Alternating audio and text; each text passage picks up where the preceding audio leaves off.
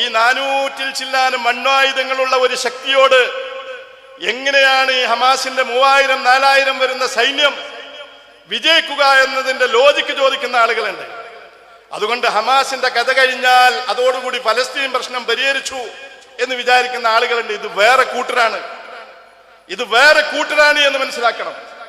അങ്ങനെ ഖാലിദ് മിഷേലിനെയും ഇസ്മായിൽ ഹനിയെയും ഇല്ലാതാക്കിയിട്ട് ഹമാസിന്റെ പോരാളികളെയും ഇല്ലാതാക്കിയിട്ട് ഈ ഇസ്ലാമിക പോരാട്ട പ്രസ്ഥാനത്തെ പരാജയപ്പെടുത്താൻ കഴിയുമായിരുന്നു എങ്കിൽ ഈ ഹമാസ് ഉണ്ടാക്കിയ ഷെയ്ഖ് അഹമ്മദ് യാസീനെ കൊന്നപ്പോ അത് നടക്കേണ്ടതായിരുന്നു. എത്തിച്ചേർന്നിട്ടുള്ള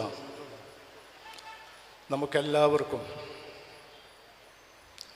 നമ്മുടെ സഹോദരന്മാർക്ക് വേണ്ടി നാം ചെയ്യുന്ന ഒരു ചെറിയ പ്രവർത്തനം എന്ന നിലക്ക് ഇത് നമ്മുടെ സാലിഹായ ഒരു അമലായിട്ട് അല്ലാഹ് സ്വീകരിക്കുകയും നമ്മുടെ മീസാനിൽ കനം തൂങ്ങുന്ന കർമ്മമായിട്ട് അല്ലാഹു അംഗീകരിക്കുകയും ചെയ്യുമാറാവട്ടെ. ആമീൻ. അവൻ്റെ പരിശുദ്ധമായ നാമത്തിൽ ഈ പരിപാടി ഉദ്ഘാടനം ചെയ്തതായിട്ട് അറിയിക്കുകയാണ്. നിങ്ങൾ ഖാലിദ് മിഷേലിനെ നേരിൽ കണ്ടു. നമ്മുടെ ഒരു വലിയ ഭാഗ്യം, ഒരു മഹാഭാഗ്യം. യുദ്ധമുഖത്തുള്ള ഒരു കൊച്ചു സംഘത്തിൻ്റെ നേതാവ് 1000 അസ്വസ്ഥതകൾക്കും ആശങ്കകൾക്കും തിരക്കുകൾക്കും ഇടയിൽ കേരളത്തിലിരിക്കുന്ന എത്രയോ ദൂരെ ഒരു മൂലയിൽ കഴിയുന്ന നമുക്ക് വേണ്ടി 6 മിനിറ്റ് ചെലവഴിക്കുവാൻ സമയം സമയം കണ്ടു എന്നുള്ളത് നമ്മുടെ ഒരു വലിയ ഭാഗ്യമാണ്. അള്ളാഹു അദ്ദേഹത്തെ പോലുള്ള നേതാക്കൾക്ക് ദീർഘായുസ്സ് നൽകി അനുഗ്രഹിക്കുമാറാവട്ടെ. മൊസാദ് കുറച്ച് വർഷങ്ങൾക്ക് മുമ്പ് മൊസാദിൻ്റെ വധശ്രമത്തിൽ നിന്ന് അത്ഭുതകരമായി രക്ഷപ്പെട്ട ഒരു നേതാവാണ് ഖാലിദ് മിഷേൽ. ജോർദാനിൽ വെച്ച് അദ്ദേഹത്തിൻ്റെ ഒരു ബാർബർ ഷോപ്പിലേക്ക് അദ്ദേഹം മുടിവെട്ടാൻ കയറുമ്പോഴേ ഒരാൾ ചാടി വീണ് അദ്ദേഹത്തിൻ്റെ ചെവിയുടെ അടുത്ത് ഒരു സാധനം വെച്ചു. അതായത് സാവധാനം അദ്ദേഹത്തെ കൊല്ലാനുള്ള ഒരു ഉപകരണമാണത്. പെട്ടെന്ന് മരിക്കൂല, ഒരു സ്വാഭാവിക മരണം പോലെ അദ്ദേഹം മരിക്കും.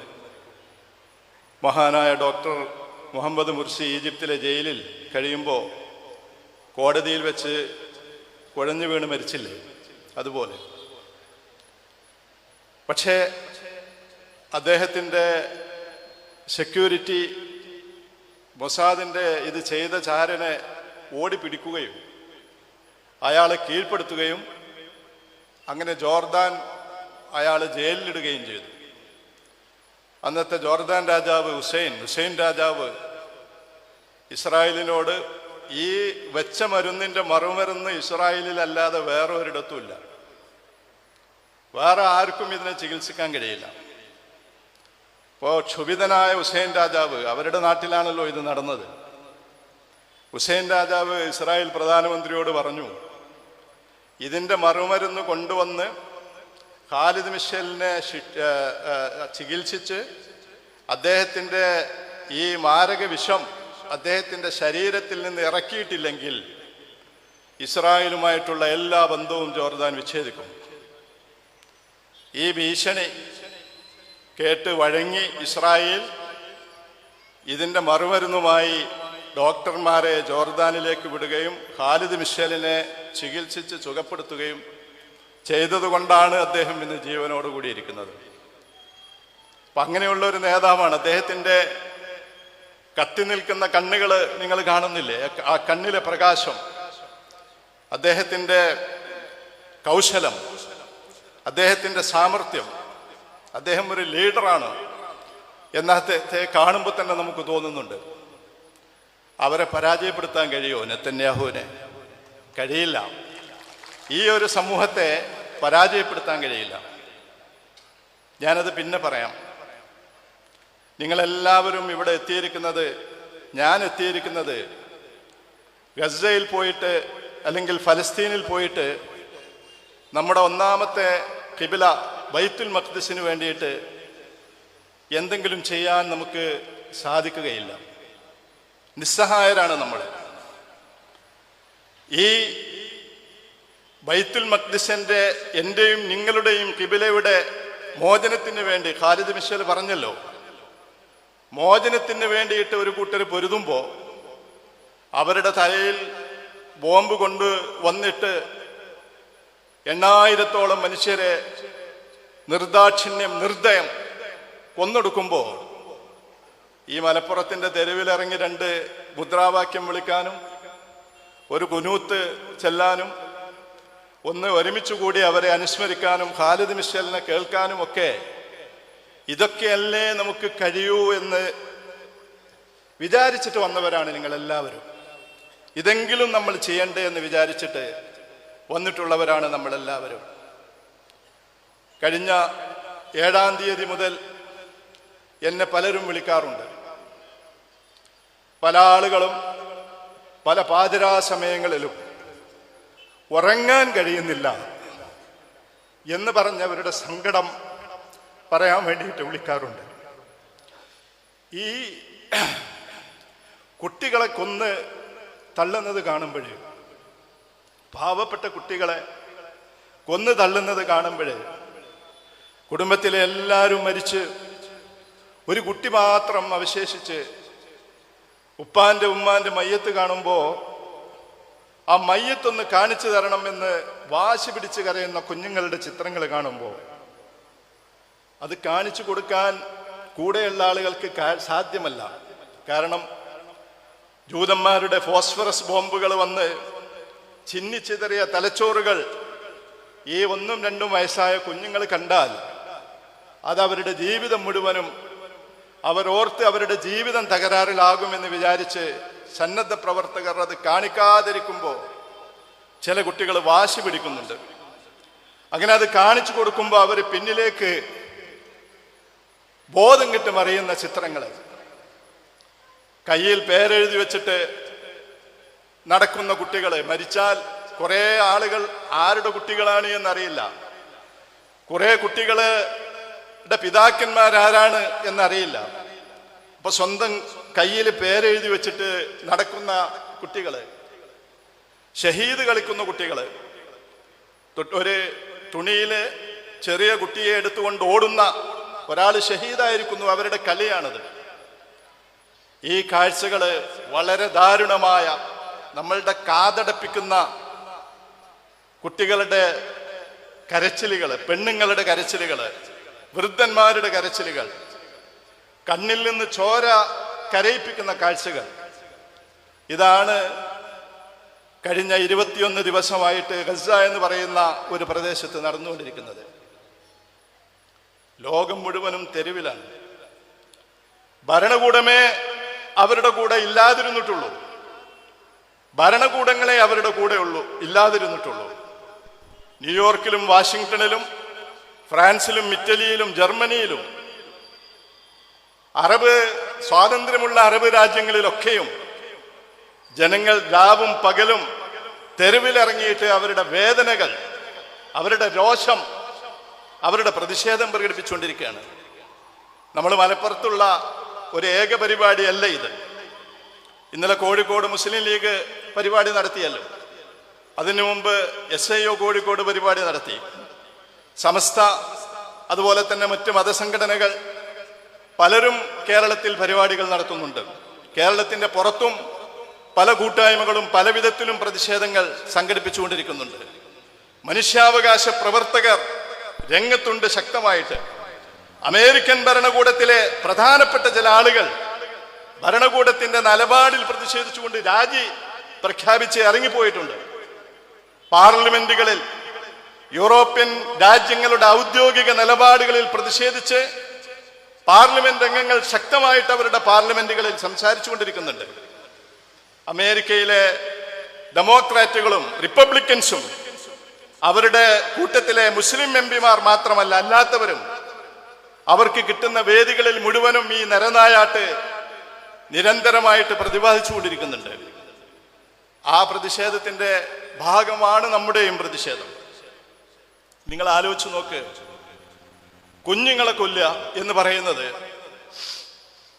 ഇത് ഒരു മനുഷ്യൻ ചെയ്യോ? സാധാരണയായിട്ട് ഏത് ക്രൂരനും ഒരു കുഞ്ഞിനെ കണ്ടാൽ ഒരു കാരുണ്യം തോന്നും. എനിക്ക് പേരക്കുഞ്ഞുങ്ങളുണ്ട്. പലസ്തീനിൽ വീണ് കിടക്കുന്ന, മരിച്ചു കിടക്കുന്ന ഓരോ കുഞ്ഞിൻ്റെയും മയ്യത്ത് മുഖം കാണുമ്പോൾ സുന്ദരമായ ഈമാൻ നിറഞ്ഞു നിൽക്കുന്ന നിഷ്കളങ്കമായ ആ കുട്ടികളെ കാണുമ്പോൾ ഞാൻ എൻ്റെ 3 പേരക്കുട്ടികളെ ഓർക്കും. ഇത് ഞാൻ മാത്രമല്ല, നിങ്ങളെല്ലാവരും നിങ്ങളുടെ കുട്ടികളെ ആ സമയത്ത് ഓർക്കുന്നുണ്ടാവും. കുട്ടികളെ തെരഞ്ഞു പിടിച്ച് കൊല്ലുന്ന ഒരു കൂട്ടർ. ഇപ്പൊ മാത്രമല്ല, കുറച്ചു മുമ്പ് മുഹമ്മദ് ജമാൽ ദുറയെ കൊന്നില്ലേ? പലസ്തീനിൽ വലിയ ഇന്തിഫാദക്ക് തന്നെ കാരണമായി. ഫ്രഞ്ച് TV ആണ് അത് സംപ്രേഷണം ചെയ്തത്. അതായത് ഉപ്പയുണ്ട്, ഉപ്പ ഒരു കുഞ്ഞിനെ സംരക്ഷിക്കുകയാണ്. ആ കുഞ്ഞ് പലസ്തീൻ വിമോചന സമരത്തിൽ പങ്കെടുക്കാൻ വേണ്ടിയിട്ട് തെരുവിലിറങ്ങിയതല്ല. ആ ഉപ്പയും അതല്ല, കുട്ടിക്ക് സൈക്കിൾ വാങ്ങാൻ ഇറങ്ങിയതാ. എന്നിട്ട് ഈ ഉപ്പയെ വെടിവെക്കുകയാണെങ്കിൽ നമുക്ക് മനസ്സിലാക്കാൻ പറ്റും. പക്ഷേ ഈ കുഞ്ഞിന്റെ നേരെയാണ് ഇസ്രായേൽ പട്ടാളം തോക്കിൽ കൊണ്ടുന്നത്. ആ ഉപ്പ നിസ്സഹായമായിട്ട് എത്രയോ സമയം വെടിവെക്കരുത് വെടിവെക്കരുത് എന്ന് ആവശ്യപ്പെട്ടിട്ടും നിർദാക്ഷിണ്യം ആ കുഞ്ഞിനെ വെടിവെച്ചു. ഉപ്പയെ വെടിവെക്കുന്നില്ല, കുഞ്ഞുങ്ങളെ തെരഞ്ഞു പിടിച്ചു കൊല്ലുക. ലോകത്ത് 2 കൂട്ടരാണ് ഇതൊരു വിനോദമായി കണ്ടിട്ടുള്ളത്. ഒന്ന് ലോകത്തെ സിയോണിസ്റ്റുകളും, രണ്ടാമത്തേത് ഇന്ത്യയിലെ ഹിന്ദുസ്ഥ ഫാസിസ്റ്റ് ശക്തികളും. ഗുജറാത്ത് കലാപത്തിൽ ഇവര് ചെയ്തത് ഇത് തന്നെയായിരുന്നു. ഗർഭപാത്രങ്ങൾ വിളർന്നിട്ട് അതിൽ നിന്ന് വീഴുന്ന ചാപ്പിള്ളകളെ തൃശൂലത്തിൽ കുത്തി നിർത്തി ആഹ്ലാദിച്ച് ചിരിച്ച ഒരു കൂട്ടർ നമ്മുടെ രാജ്യത്തുണ്ട്. ഇവർ രണ്ടും ഒരേ നുകത്തിൽ വെച്ച് പൂട്ടപ്പെടുന്ന 2 കൂട്ടരാണ്. ലതജിദന്ന അശദ്ദന്നാസി അദാബത്തൻ ലില്ലദീന ആമനു വൽ യഹൂദ് വല്ലദീന അശ്റകൂ. പുതിയൊരു വിവരമൊന്നല്ല, ഖുർആൻ 15 നൂറ്റാണ്ട് മുമ്പ് പറഞ്ഞിട്ടുണ്ട്. നിങ്ങളോട് ഏറ്റവും അധികം ശത്രുത പുലർത്തുന്നത് ഒന്ന് ജൂതന്മാരും, രണ്ടാമത്തേത് വല്ലദീന അശ്റകൂ, ശിർക്ക് ചെയ്തുകൊണ്ടിരിക്കുന്ന ആളുകളാണ്. നമ്മുടെ ഇന്ത്യയിലെ ഹിന്ദുത്വ ഫാസിസ്റ്റ് ശക്തികളും അതുപോലെ തന്നെ സിയോണിസ്റ്റുകളുമാണ്. ഏറ്റവും അധികം മുസ്ലിം ഉമ്മത്തിനോട് ശത്രുത കാണിക്കുക എന്ന് ഖുർആൻ 15 നൂറ്റാണ്ട് മുമ്പ് പറഞ്ഞിട്ടുണ്ട്. ഇപ്പൊ ഞാൻ പറഞ്ഞത്, ഇങ്ങനെ കുട്ടികളെ കൊന്നുകൊണ്ടേയിരിക്കുകയാണ്. ഇത് ഒരു വളരെ വേദനാജനകമായ കാര്യമാണെങ്കിലും പലസ്തീൻ സമരത്തിന്റെ ചരിത്രത്തിലെ ഒരു വലിയ നാഴികക്കല്ലായിരിക്കും എന്ന കാര്യത്തിൽ നമുക്ക് സംശയമല്ല. പരലോകത്ത് മാത്രമല്ല, ഇഹലോകത്തും. പരലോകത്ത് അതേപ്പറ്റി ഞാൻ പറയണ്ട. അള്ളാഹിന്റെ റസൂലിനെ കാണണം സ്വർഗത്തിൽ എന്ന് ആഗ്രഹിക്കുന്ന ആളുകളാണ് നമ്മളെല്ലാവരും. റസൂലിന്റെ കൂടെ കഴിയണം, സ്വർഗത്തിൽ ജന്നാത്തുൽ ഫിർദൗസിൽ എത്തണം. റസൂലിന്റെ, നമ്മുടെ മുത്തു മുഹമ്മദ് മുസ്തഫ സല്ലല്ലാഹു അലൈഹി വസല്ലമയുടെ മുഖം കാണണം. ഇതെല്ലാവരുടെയും ഒരാഗ്രഹമാണ്.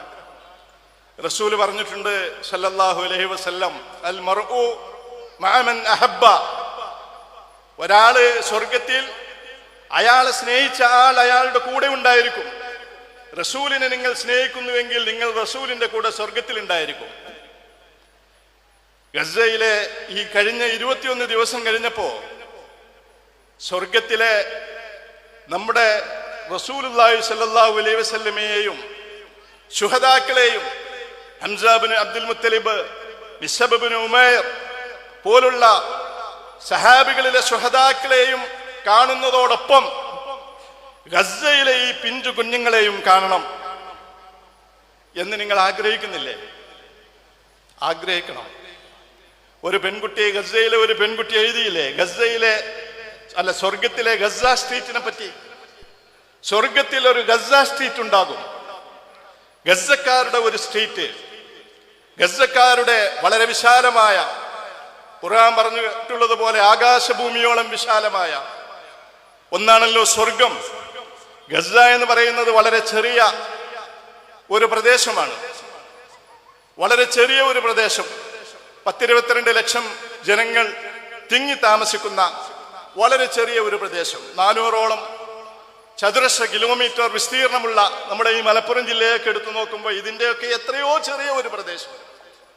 ആ പ്രദേശത്ത് നിന്ന് വിട്ട് രക്തസാക്ഷികളായി ആകാശഭൂമിയോളം വിശാലമായ സ്വർഗത്തിലെ ഒരു ഗസ സ്ട്രീറ്റിനെ സംബന്ധിച്ച ഒരു പെൺകുട്ടി അവരുടെ സ്വപ്നം പങ്കുവെച്ചത് നിങ്ങൾ ഒരു പക്ഷെ വായിച്ചിട്ടുണ്ടാവും. ഒരു ഗസ സ്ട്രീറ്റിൽ സ്വർഗത്തിൽ ഉണ്ടാവും. ആ സ്വർഗത്തിൽ ഈ ഷഹീദായി കിടക്കുന്ന കുഞ്ഞുങ്ങളെ പോയിട്ട് നമ്മളെ കുഞ്ഞുങ്ങളെയും നമ്മളെ പേരക്കുഞ്ഞുങ്ങളെയും അവർ വേദനിക്കുമ്പോൾ, അവർ കരയുമ്പോൾ, അവർ ചിരിക്കുമ്പോൾ തോളിലേക്ക് എടുത്തിട്ട് വെക്കുന്നത് പോലെ ഈ ഷഹീദായ കുഞ്ഞുങ്ങളെ, ഉമ്മമാരെയും ഉപ്പമാരെയും നഷ്ടപ്പെട്ട് സ്വർഗത്തിലേക്ക് യാത്ര പോയ ഈ കുഞ്ഞുങ്ങളെ വാരിപ്പുണർന്ന് തോളിലിടണം സ്വർഗത്തിൽ എന്ന് മോമിനീങ്ങളെ മുഴുവനും ആഗ്രഹിക്കും വിധമുള്ള ചിത്രങ്ങളാണ് ഗസ കഴിഞ്ഞ 21 ദിവസമായിട്ട് ലോകത്തിന് നൽകിക്കൊണ്ടിരിക്കുന്നത്. ഇഹലോകത്ത്, ദുനിയാവിൽ, ഈ ലോകത്ത് അതിന്റെ വിജയം എന്ന് പറഞ്ഞാൽ അത് വിജയിച്ചു കഴിഞ്ഞു. ലോകത്ത് മുഴുവനും ഫലസ്തീൻ പ്രശ്നം, ആരാണ് അപരാധികൾ, ആരാണ് നിരപരാധികൾ എന്ന് ഇനി നിങ്ങൾ പറയേണ്ട കാര്യമില്ല. വിജയിച്ചു കഴിഞ്ഞു ഗസ. ഗസയുടെ വിജയം പൂർത്തിയായിരിക്കുന്നു. ഗസ വിജയിച്ചു കഴിഞ്ഞിരിക്കുന്നു. അത് ഒക്ടോബർ 7 ഒരു വലിയ വിജയം കൈവരിച്ചു. ഇവിടെ പറഞ്ഞല്ലോ തൂഫാനുൽ അഖ്സ. അത് അക്ഷരാർത്ഥത്തിൽ ഒരു തൂഫാനായിരുന്നു. നിങ്ങൾ ആലോചിച്ച് നോക്ക്, ഏതാനും മിനിറ്റുകൾ പാരച്ചൂട്ടുകളിൽ കുറച്ച് മനുഷ്യന്മാർ വന്നിറങ്ങി പട്ടാളത്തെ ബന്ദികളാക്കുന്നു. നമ്മൾ ഈ തെരുവിലൂടെ, റോഡിലൂടെ, മോട്ടോർ സൈക്കിളിന്മേ ഓരോ ആളുകളെ കയറ്റിയിട്ട് വളരെ സുന്ദരമായിട്ട് ഗസയിലേക്ക് കൊണ്ടുപോകുന്നു. 200-300ഓളം ആളുകളെ ബന്ദികളാക്കുന്നു. 1000ഓളം വരുന്ന ഇസ്രായേൽ സൈന്യത്തെ നേരിടുന്നു, അവരെ വധിക്കുന്നു. അങ്ങനെ അവർ സുരക്ഷിതമായിട്ട് ഗസയിലേക്ക് തിരിച്ചു പോകുന്നു. ഇതോടുകൂടി യുദ്ധം വിജയിച്ചു. കാരണം ഇസ്രായേൽ എന്ന് പറയുന്നത്, പണ്ട് താർത്താരികളെ പറ്റി പറഞ്ഞാൽ, താർത്താരികൾ എന്ന് പറയുന്നത് ഖുവ്വത്തുല്ല തുഖ്ഹർ, ഒരിക്കലും പരാജയപ്പെടുത്താൻ പറ്റാത്ത ശക്തി എന്നായിരുന്നു താർത്താരികളെ. അബ്ബാസിയ ഖിലാഫത്തിനെ തകർത്തപ്പോൾ അതിനെപ്പറ്റി മുസ്ലിങ്ങൾക്കിടയിൽ പ്രചരിപ്പിക്കപ്പെട്ടിരുന്നത്. താർത്താരികൾ തോറ്റു എന്ന് പറഞ്ഞാൽ നിങ്ങൾ വിശ്വസിക്കരുത് എന്നായിരുന്നു പറഞ്ഞത്. അതുപോലെ ഇസ്രായേൽ തോറ്റു എന്ന് പറഞ്ഞാൽ നിങ്ങൾ വിശ്വസിക്കരുത് എന്ന് പറയുന്ന ഒരു മനഃശാസ്ത്ര യുദ്ധത്തിലൂടെ ലോകത്ത് ഇസ്രായേൽ ഉണ്ടാക്കി വെച്ചിട്ടുള്ള ഒരു വലിയ ചിത്രമുണ്ട്. ആ ചിത്രം, അതിന്റെ മുമ്പിൽ അമേരിക്ക തോറ്റു, യൂറോപ്പ് തോറ്റു, അറബികൾ കുറെ കാലം അൽ അദുവുൽ ഇസ്രായേലി, അൽ ഇഖ്തിലാലുൽ ഇസ്രായേലി എന്നൊക്കെ കുറെ കാലം എഴുതി. ഇസ്രായേൽ ശത്രു, ഇസ്രായേൽ അധിനിവേശ ശക്തി എന്നൊക്കെ എഴുതി. അതൊക്കെ വിട്ടിട്ട് ഇപ്പൊ ദൗലത്തു ഇസ്രായേൽ, അതും അപ്പുറം വിട്ടിട്ട് ദൗലത്തു ഇസ്രായേൽ സദീഖ, ഇസ്രായേൽ രാജ്യം, നമ്മുടെ ഇസ്രായേൽ എന്ന് പറയുന്ന സുഹൃത്ത് രാജ്യം, ഇസ്രായേൽ എന്ന് പറയുന്ന നമ്മൾ സ്നേഹിക്കുന്ന രാജ്യം എന്നൊക്കെ അറബികൾ എഴുതാൻ തുടങ്ങി. എന്തുകൊണ്ടാന്ന് വെച്ചാൽ ഈ ഇസ്രായേൽ ഇല്ലാതെ ഇനി മധ്യപൗരസ്ത്യ ദേശത്തിന് നല്ല ലോകത്തിന് തന്നെ മുന്നോട്ട് പോകാൻ പറ്റില്ല എന്നാണ് മുസ്ലിങ്ങൾ, അറബികളിൽ നല്ലൊരു ശതമാനം ഭരണകൂടങ്ങൾ വിശ്വസിച്ചിരുന്നത്. അമേരിക്കയും യൂറോപ്പും വിശ്വസിച്ചിരുന്നത്. 400-ലധികം മണ്ണായുധങ്ങളില്ല, ലോകത്ത് മുഴുവനും ചാരക്കണ്ണുകളില്ല, എവിടെ വെച്ചും ആരെയും കൊല്ലാൻ. ഇപ്പൊ നമ്മൾ ഖാലിദ് മിശ്ർ എന്ന് പറയുന്ന ഒരാളല്ല, എവിടെയൊക്കെ വെച്ച്, ഏത് ഫ്രാൻസിലും യൂറോപ്പിലും ജർമ്മനിയിലും ഇറ്റലിയിലും UAE-യിലും എവിടെ വെച്ചും ഏത് മുസ്ലിം രാജ്യത്തും ആരെയും കൊല്ലാൻ കഴിയുന്ന അത്രയും ശക്തമായ ഒരു സംഘടന മൊസാദ്. ഇതൊക്കെ പറയുന്നത് വെറും ഉസ്തൂറ, വെറും കെട്ടുകഥയാണ് എന്ന് അരമണിക്കൂർ കൊണ്ട് ലോകത്തിന് ബോധ്യപ്പെട്ടു. മനഃശാസ്ത്ര യുദ്ധം എന്ന് പറയുന്നത് വളരെ പ്രധാനപ്പെട്ട ഒന്നാണ്. ഖുർആനും ചെയ്തത് ഇത് തന്നെയാണ്. ഖുർആൻ എന്താ പറഞ്ഞത്? തോൽക്കുമ്പോ ഖുർആൻ പറഞ്ഞു അൻതുമുൽ അലൗൻ ഇൻ കുൻതും മുഅ്മിനീൻ. ഉഹുദിൽ തോറ്റപ്പോഴാ പറഞ്ഞത് നിങ്ങളാണ് അത്യുന്നതർ. ഉഹുദിൽ തോറ്റപ്പോ ഇന്നന്നാസ ഖദ് ജമഉ ലക്കും ഫഖ്ശൗഹും, ജനങ്ങൾ നിങ്ങൾക്കെതിരെ ഒരുമിച്ച് കൂടിയിട്ടുണ്ട്, പേടിക്കണം എന്ന് പറഞ്ഞപ്പോ സഹാബികൾ എന്താ ചെയ്തത്? ഹസ്ബുനല്ലാഹ് വനിഅമൽ വക്കീൽ. ഉഹുദിൽ തോറ്റവരും തോറ്റപ്പോഴും അവർ ജയിച്ചവരെ പോലെ പെരുമാറി എന്ന് ചരിത്രം പറയുന്നുണ്ട്. ഉഹുദില് റസൂലിന്റെ ശരീരത്തിൽ നിന്ന് രക്തമൊലിക്കുന്നുണ്ട്, പല്ല് വീണിട്ടുണ്ട്, റസൂലിന് പരിക്കേറ്റിട്ടുണ്ട്. ഹംസ റളിയല്ലാഹു അൻഹുവിനെ പോലുള്ള 70ഓളം പ്രധാനപ്പെട്ട സഹാബികള് രക്തസാക്ഷികളായിട്ടുണ്ട്. അപ്പോഴാ പരാജയപ്പെട്ട റസൂൽ എല്ലാവരോടും വരാൻ പറയണത്. ഇപ്പൊ പറയാണ് വീണ്ടും മുശ്രിക്കുകൾ വരാൻ പോകുന്നു. മുഹമ്മദിന്റെ കഥ ഏതായാലും മുഴുവനായിട്ടും കഴിക്കാമെന്ന് വിചാരിച്ച് വരാൻ പോകുന്നുണ്ട് എന്ന് പറയുമ്പോൾ സഹാബിമാർ എന്താ പറയുന്നത്? ഹസ്ബുനല്ലാഹ് വ നിഅമൽ വക്കീൽ എന്നുള്ളതാണ്. അങ്ങനെ റസൂൽ പറയുന്നു, അവരെ പിന്തുടരൂ. പരാജയപ്പെട്ട ഒരു സമൂഹത്തോട് പറയാണ്, അവരെ പിന്തുടരൂ. അങ്ങനെ സഹാബികള്, ഈ തോറ്റ സഹാബികള് ജയിച്ച മുശ്രിക്കുകളെ പിന്തുടരുകയാണ്. മുശ്രിക്കുകളോ അവരുടെ നടക്കുന്ന ചർച്ച ഇപ്പൊ തൽക്കാലം ജയിച്ചിട്ടുണ്ട്, ഇനി വെറുതെ രണ്ടാമതും പോയിട്ട് ഏതുണ്ടാക്കിയിട്ട് പരാജയപ്പെടേണ്ട, അതുകൊണ്ട് വേഗം നമ്മൾ മടങ്ങ മക്കയിലേക്ക് എന്നാണ്. അങ്ങനെ വിജയിച്ച സൈന്യത്തെ തോറ്റ സൈന്യം പിന്തുടർന്നു എന്ന് ചരിത്രം പറയുന്നുണ്ട്. അതാണ് മനഃശാസ്ത്ര യുദ്ധം. ഇസ്ലാം ഉണ്ടാക്കിയത് അതാണ്. തോറ്റപ്പെടും ജയിച്ചവരെ പോലെ പെരുമാറുക. കാരണം ജയം വരാൻ പോകുന്നുണ്ട് എന്ന് ഖുർആൻ പറഞ്ഞിട്ടുണ്ട്. ഈ മനഃശാസ്ത്ര യുദ്ധമാണ് ഇസ്രായേൽ കുറെ കാലമായിട്ട് നടത്തിയത്. അതാണ് തകർന്ന് തരിപ്പണമാക്കിയത്. നമ്മൾ ഇന്ത്യ രാജ്യത്തിന് ആയുധം വേണമെങ്കിൽ എവിടേക്കാ പോണത്? ഇസ്രായേലിലേക്കാണ്. ഇസ്രായേലിന്റെ ആയുധം കിട്ടിയാൽ വളരെ സമാധാനമായി. അതാണ് ലോകത്തെ ഏറ്റവും വലിയ ആയുധം. ഇതാണ് തകർന്ന് തരിപ്പണായത്, ആകെ പൊളിഞ്ഞു വീണത്. സകല എയർപോർട്ടുകളും അടച്ചു. ഈ അമേരിക്കയോട് സൈനിക സഹായം തേടി എല്ലാവരും തമ്പുകളിൽ പോയി ഒളിച്ചു. പട്ടാളക്കാർ ആത്മഹത്യാ ഭീഷണി മുഴക്കി. അവരുടെ മാനസികമായ ശക്തി ചോർന്നുപോയി.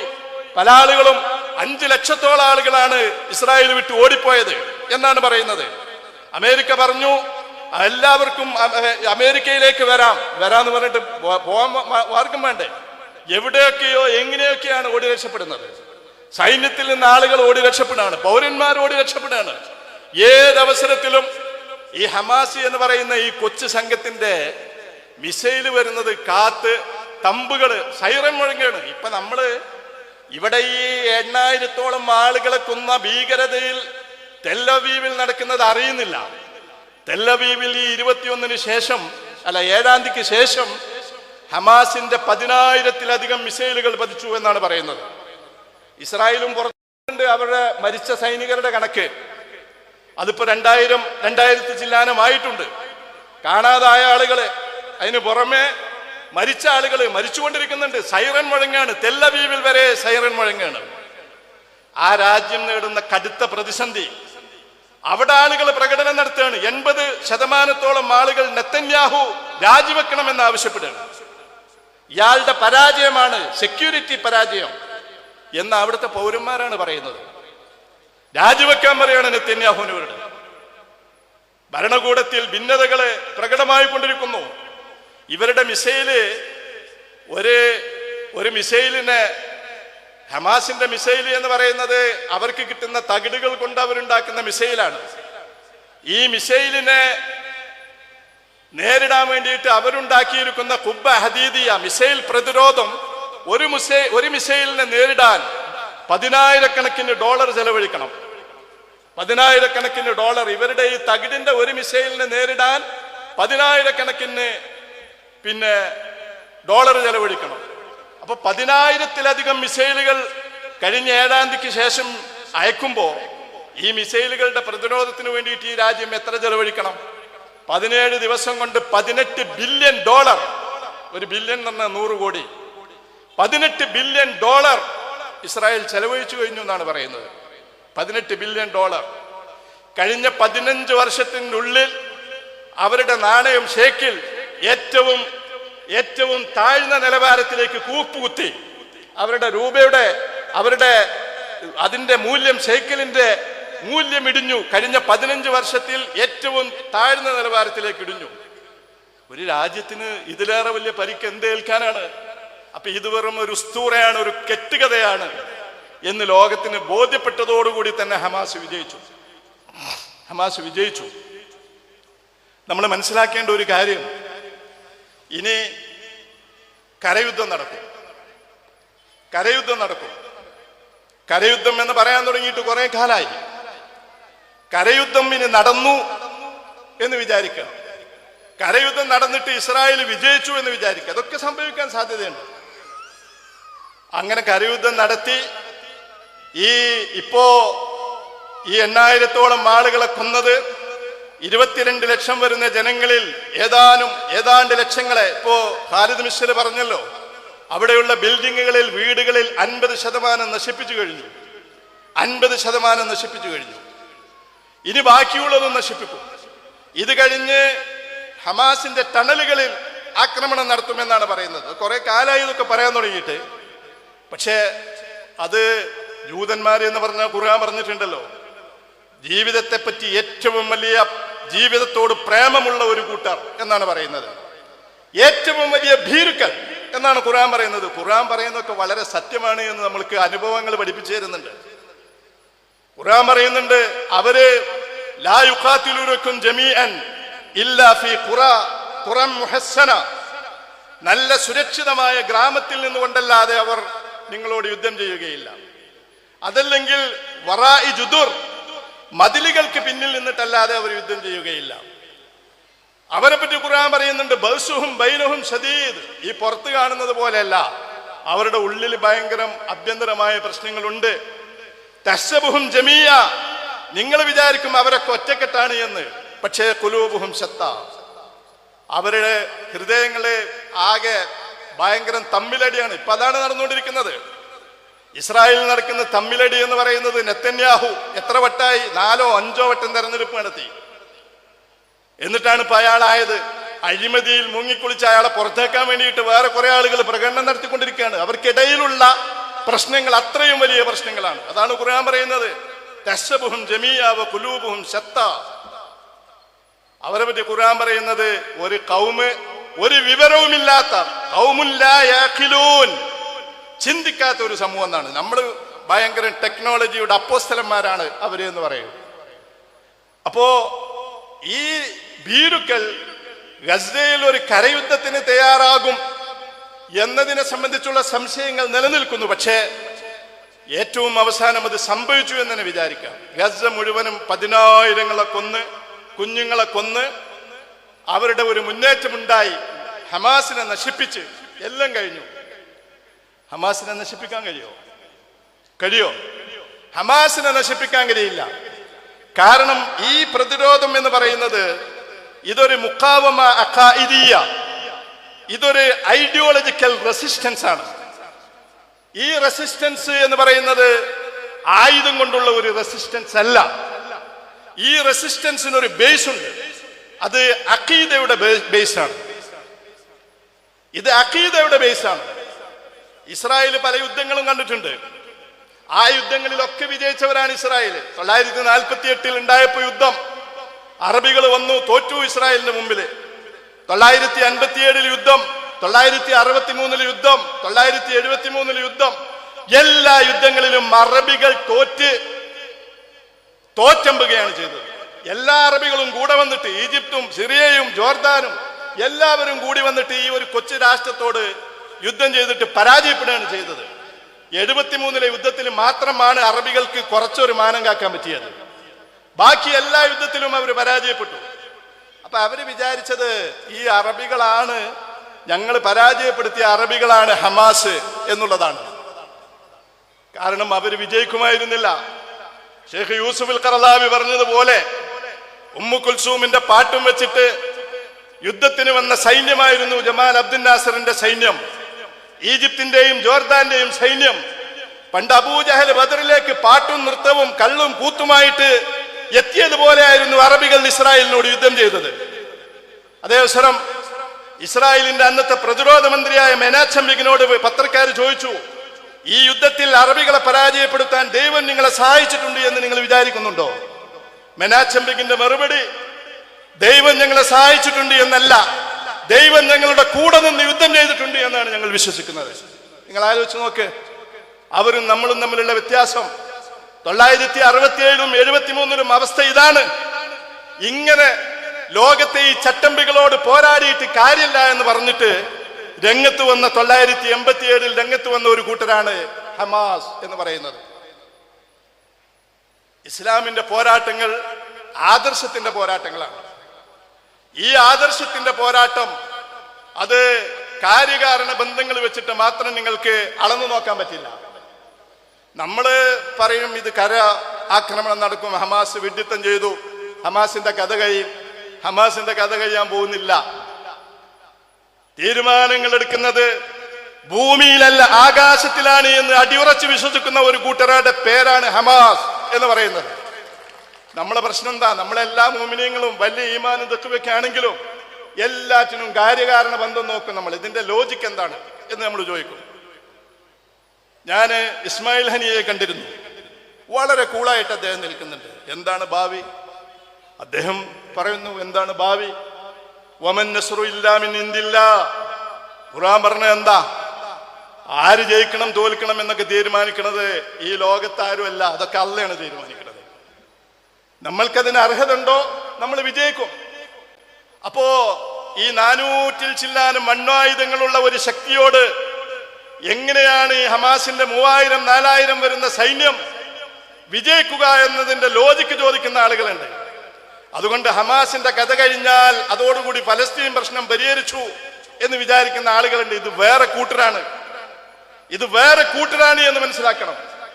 അങ്ങനെ ഖാലിദ് മിഷേലിനെയും ഇസ്മായിൽ ഹനിയെയും ഇല്ലാതാക്കിയിട്ട്, ഹമാസിന്റെ പോരാളികളെയും ഇല്ലാതാക്കിയിട്ട് ഈ ഇസ്ലാമിക പോരാട്ട പ്രസ്ഥാനത്തെ പരാജയപ്പെടുത്താൻ കഴിയുമായിരുന്നു എങ്കിൽ ഈ ഹമാസ് ഉണ്ടാക്കിയ ഷെയ്ഖ് അഹമ്മദ് യാസീനെ കൊന്നപ്പോ അത് നടക്കേണ്ടതായിരുന്നു.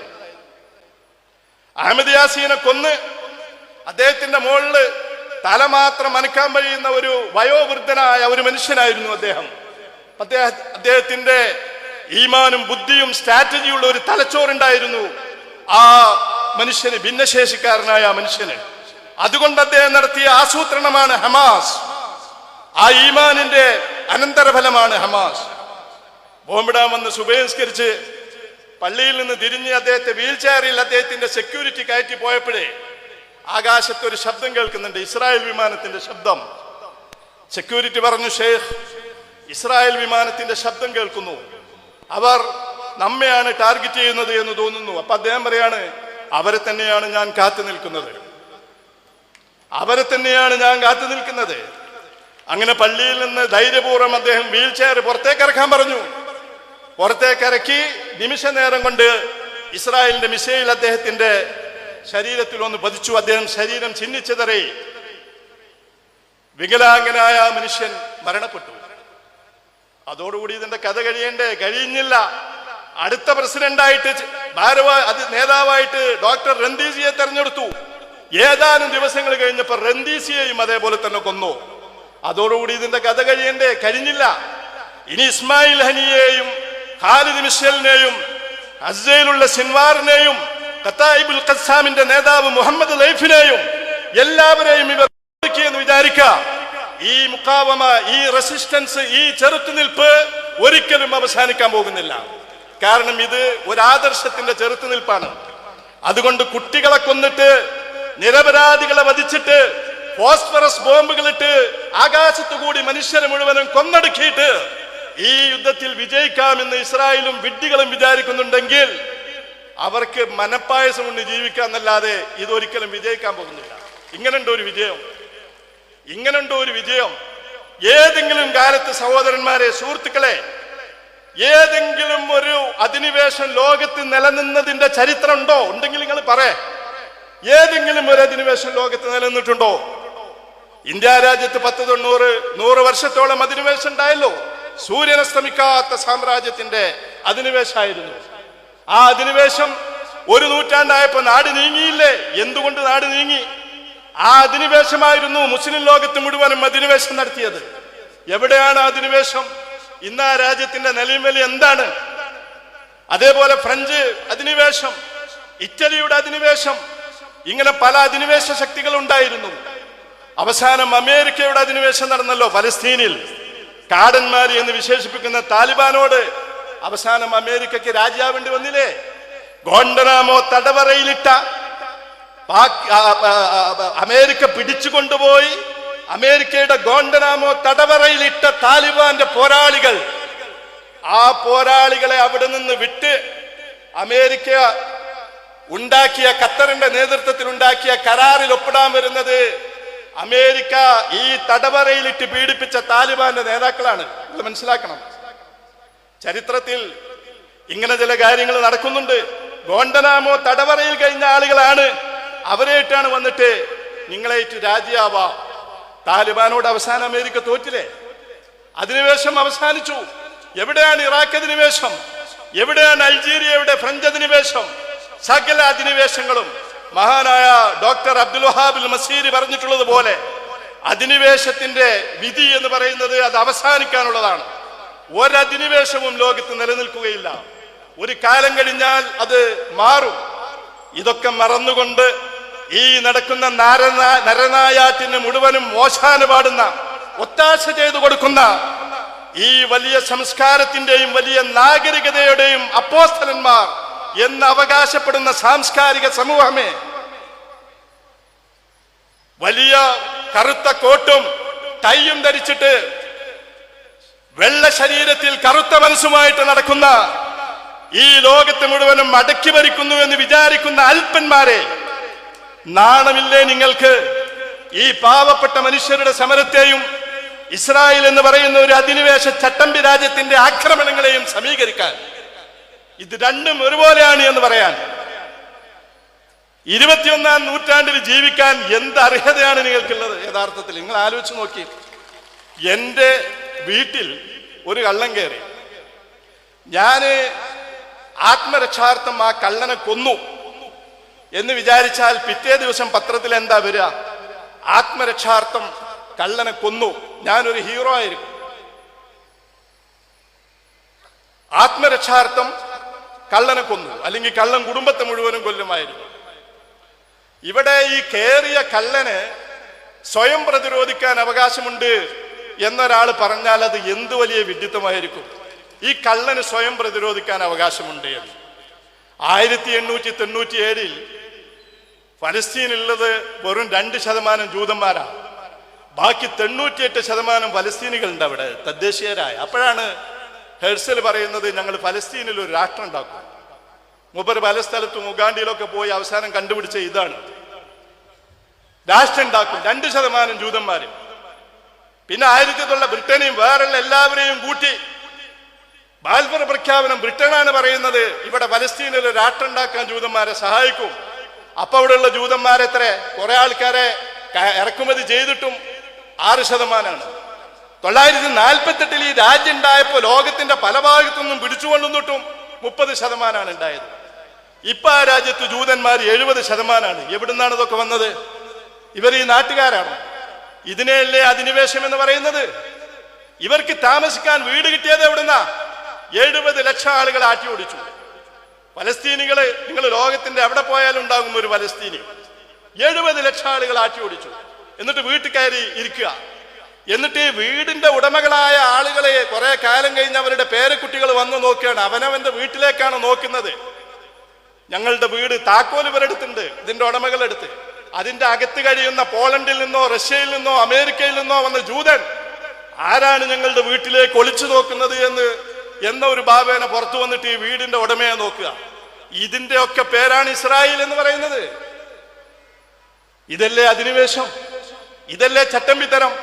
ഇതൊക്കെ ഉണ്ടാക്കിയിട്ട് പറയാണ് ഈ ഇസ്രായേലിന് സ്വയം വലിയ ഒരു സിദ്ധാന്തമായിട്ട് അമേരിക്കയും യൂറോപ്പും വലിയ വലിയ രാജ്യങ്ങളും ഇപ്പൊ ഏറ്റവും ഒടുവിൽ നമ്മളുടെ ഇന്നലെ പ്രിയ ബഹുമാനപ്പെട്ട ശശി തരൂരും ഈ സമീകരണത്തിനാണ് ശ്രമിച്ചത്.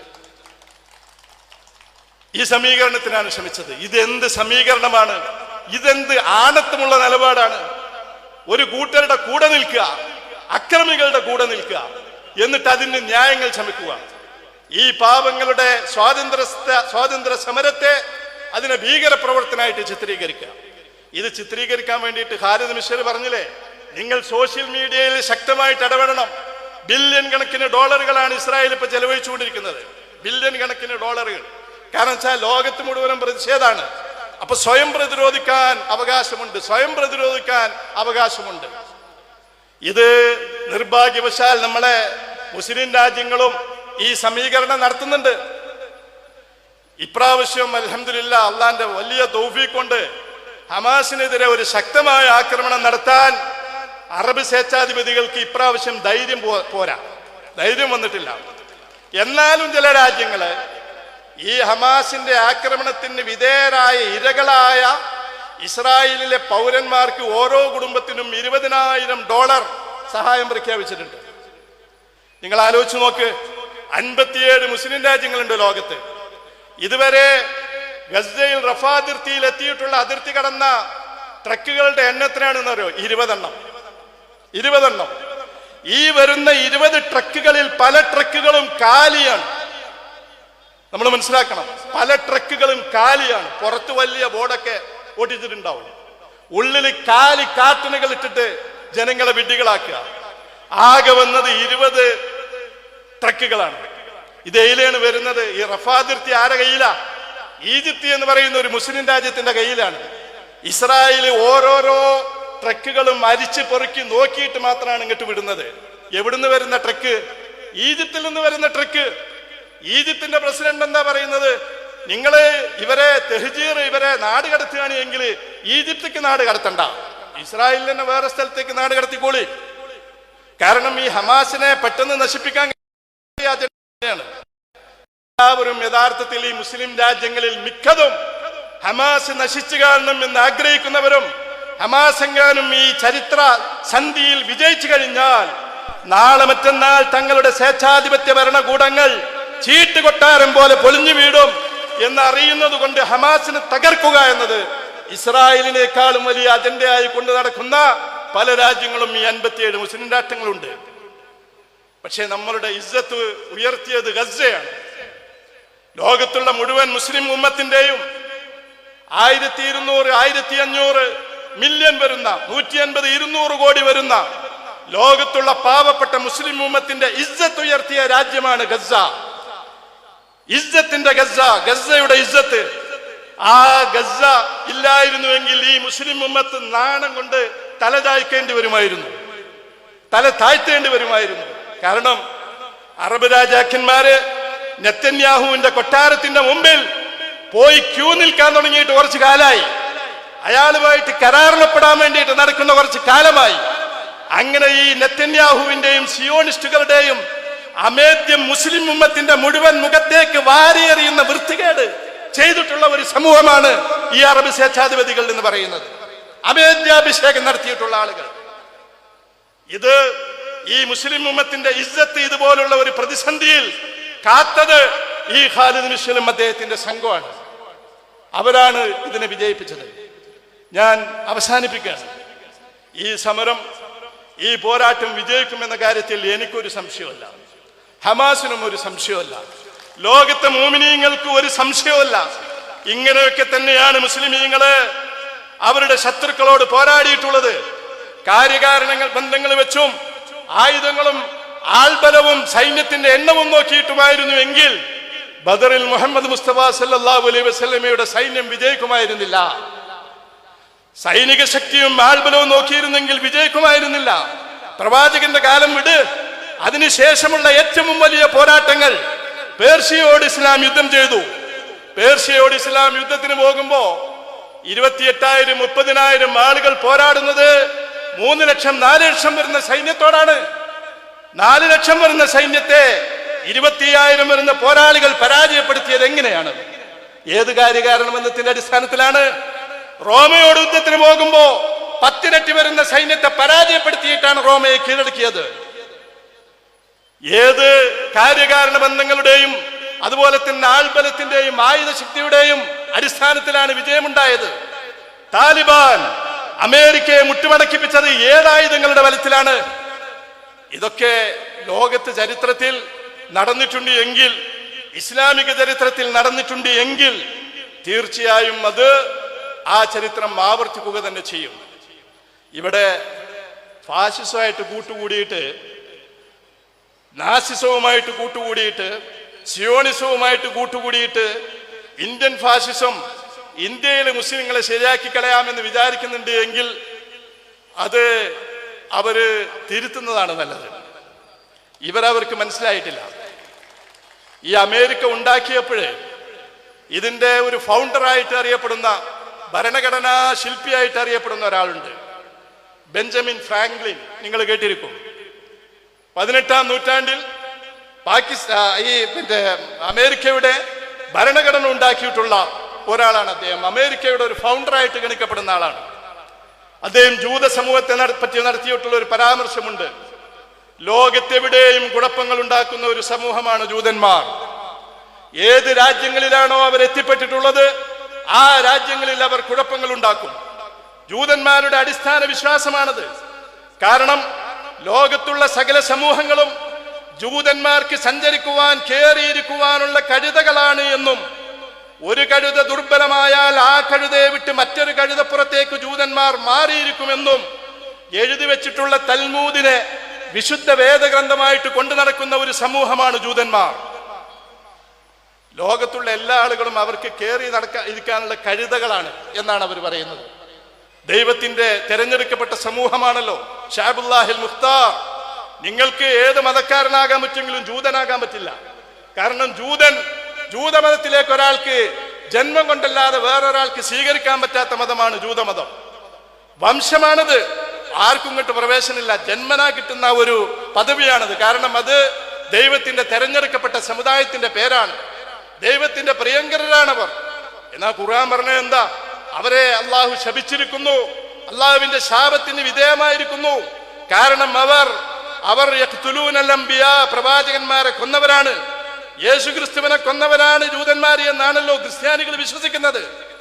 ഇന്നതൊക്കെ മറന്നു. ക്രിസംഗികളെ പോലെ സിയോണിസ്റ്റുകളും നമ്മുടെ കേരളത്തിൽ വരെ ഉണ്ടാകുന്നുണ്ട്. സിയോണിസം എന്ന് പറയുന്നത് ഞാൻ നേരത്തെ ഇസ്ലാമിനെ പറ്റി പറഞ്ഞിട്ടുള്ളത് പോലെ തന്നെയാണ്. അതൊരു ദർശനമാണ്.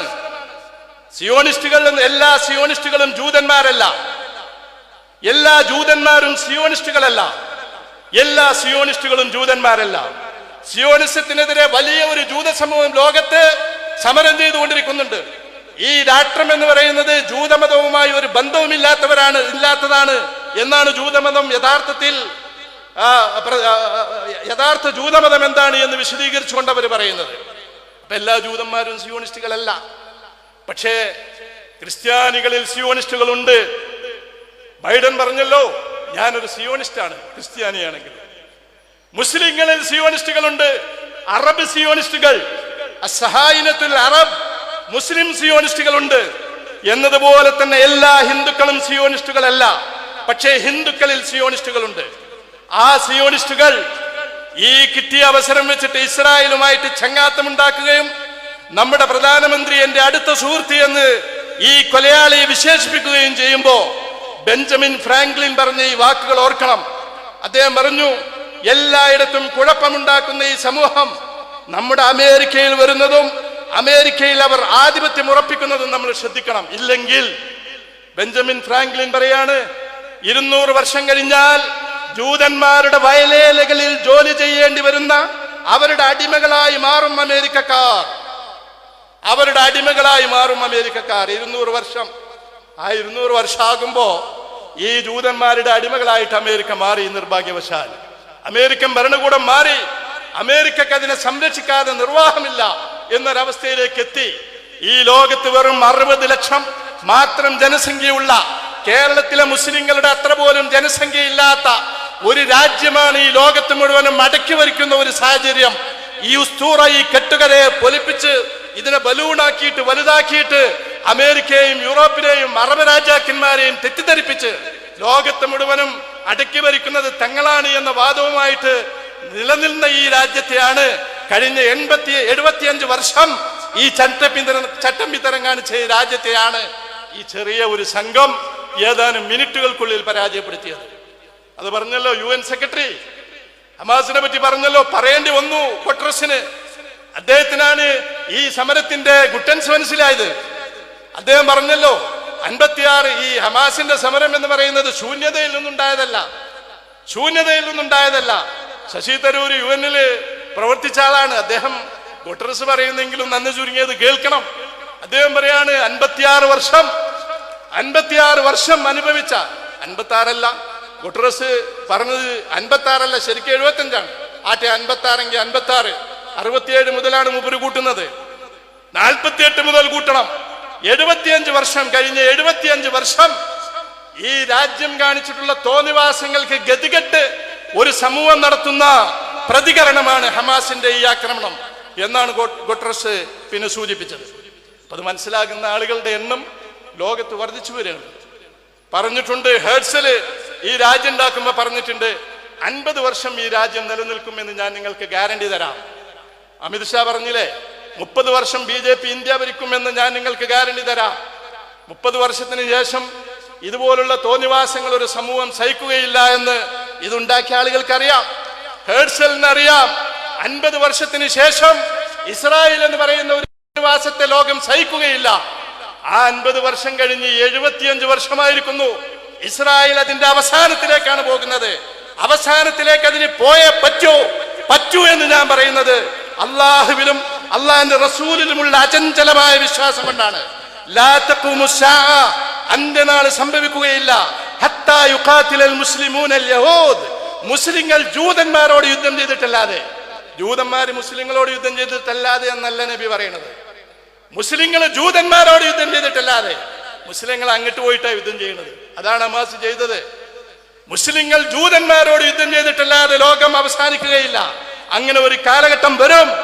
ആ കാലഘട്ടത്തിൽ സകല ഹജറും ഷജറും, സകല കല്ലും മരവും ജൂതന്മാർ അവരുടെ പിന്നിൽ പോയി മരത്തിന്റെയും കല്ലിന്റെയും പിന്നിൽ ഒളിച്ചു വെക്കുമ്പോ ആ കല്ലും മരവും വിളിച്ചു പറയും, യാ മുസ്ലിം യാ അബ്ദല്ലാ ഹാദാ യഹൂദിയൻ വറായി തആൽ ഫഖ്തുലുഹു, ഇതാ എന്റെ പിന്നിൽ ഒരു ജൂതൻ ഒളിച്ചിരിക്കുന്നു, വരൂ അയാളെ വധിക്കൂ എന്ന് കല്ലും മരവും പോലും പറയും. ഇന്ന് അമേരിക്ക യൂറോപ്പ് മുഴുവനും സഹായിച്ചാലും ഒരു കാലം വരും, ആ കാലത്ത് കല്ലും മരവും പോലും ഈ തോന്നിവാസികളെ, ഈ കൊലയാളികളെ, ഈ ചട്ടമ്പികളെ, ഈ ക്രൂരന്മാരായ കുട്ടികളുടെ രക്തം ഊമ്പിക്കുടിക്കുന്ന ഈ മഹാക്രൂരകൃത്യത്തിന്റെ ഈ കൊലയാളികളെ ഒരിക്കലും ചരിത്രം വിടാൻ പോകുന്നില്ല. ഇത് റസൂലും അതുപോലെ തന്നെ അള്ളിയും പറഞ്ഞിട്ടുള്ള ഒരു കാര്യമാണ്. അത് സംഭവിക്കുന്നതിന് ചെയ്യും. ലാ തസാലു തായിഫത്തും മിൻ ഉമ്മത്തി, എന്റെ ഉമ്മത്തിൽ ഒരു തായിഫത്ത്, ഒരു വിഭാഗം ഉണ്ടായിരിക്കും. അവർ ഒരിക്കലും അവരുടെ ശത്രുക്കളെ പേടിക്കുകയില്ല. ലാ യളുറുഹും മൻ ഖാലഫഹും, അവസാനിപ്പിക്കുകയാണ്. ലാ യളുറുഹും മൻ ഖാലഫഹും, അവരുടെ ശത്രുക്കളെ അവർ ഒരിക്കലും പേടിക്കുകയില്ല. അവർ അലൽ ഹഖ് ലാഹിരീൻ വലി അദുവ്ഹിൻ ഖാഹിരീൻ, അവർ സത്യത്തെ ഉയർത്തിപ്പിടിക്കുന്നവരായിരിക്കും, ശത്രുക്കളെ പരാജയപ്പെടുത്തുന്നവരായിരിക്കും. ഐനഹും യാ റസൂലല്ലാഹ്, സഹാബികൾ ചോദിച്ചു അവരെവിടെയായിരിക്കും? അപ്പൊ റസൂൽ പറയാണ്, ഫീ അക്നാഫി ബൈത്തുൽ മഖ്ദിസ് വഅക്നാഫി ബൈത്തുൽ മഖ്ദിസ്, ബൈത്തുൽ മഖ്ദിസിലും ബൈത്തുൽ മഖ്ദിസിന്റെ അങ്കണത്തിലുമായിരിക്കും അവരുണ്ടായിരിക്കുക. ആ തായിഫത്താണ് ഇപ്പൊ പ്രത്യക്ഷപ്പെട്ടിരിക്കുന്നത്. ആ തായിഫത്താണ് ഇപ്പൊ പ്രത്യക്ഷപ്പെട്ടിരിക്കുന്നത്. ഹമാസിന്റെ കഥ കഴിച്ചാലും ഗസ മുഴുവനും ബോംബിട്ട് തകർത്താലും ഈ മുഖാവമ വീണ്ടും ശക്തിയാർജിക്കുകയും അത് ഇസ്രായേൽ എന്ന് പറയുന്ന ഈ കെട്ടുകഥയുടെ അവസാനം കുറിക്കുകയും ചെയ്യും എന്ന കാര്യത്തിൽ യാതൊരുവിധ സംശയവുമില്ല. അത് കാണാനുള്ള തൗഫീഖ്, ആ സമരത്തിൽ മനസ്സുകൊണ്ടും പ്രാർത്ഥന കൊണ്ടും പങ്കെടുക്കുവാനുള്ള തൗഫീഖ്, അതിനുള്ള സന്മനസ് സർവശക്തൻ നമുക്കെല്ലാവർക്കും നൽകി അനുഗ്രഹിക്കട്ടെ എന്ന് പ്രാർത്ഥിച്ചുകൊണ്ട്, നിങ്ങളെപ്പോഴും നിങ്ങളുടെ വിലപ്പെട്ട പ്രാർത്ഥനകളിൽ പലസ്തീനിൽ ഈ പ്രയാസങ്ങൾ അനുഭവിക്കുന്ന, വെള്ളവും വെളിച്ചവുമില്ലാതെ ദുരിതങ്ങൾ അനുഭവിച്ചുകൊണ്ടിരിക്കുന്ന, ഭക്ഷണമില്ലാതെ കറണ്ടില്ലാതെ പ്രയാസങ്ങൾ അനുഭവിച്ചുകൊണ്ടിരിക്കുന്ന, ഏതവസരത്തിലും മരണം കാത്തു കഴിയുന്ന ഈ പിഞ്ചു പൈതങ്ങളെയും സഹോദരന്മാരെയും സഹോദരിമാരെയും മറക്കരുത് എന്ന് ഉണർത്തിക്കൊണ്ട് ഞാൻ അവസാനിപ്പിക്കുകയാണ്. അല്ലാഹു അനുഗ്രഹിക്കുമാറാവട്ടെ. വാഹിറു ദഅവാന അൽഹംദുലില്ലാഹി റബ്ബിൽ ആലമീൻ.